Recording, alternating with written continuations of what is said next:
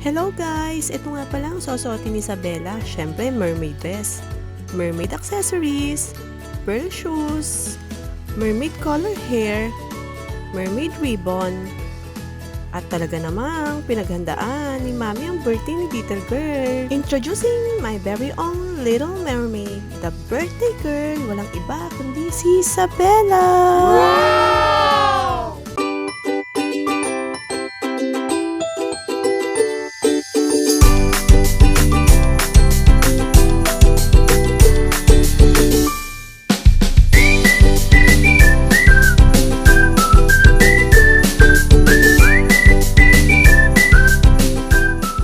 Happy birthday, Isabela! Thank God that He gave me an adorable, pretty, and a happy person like you.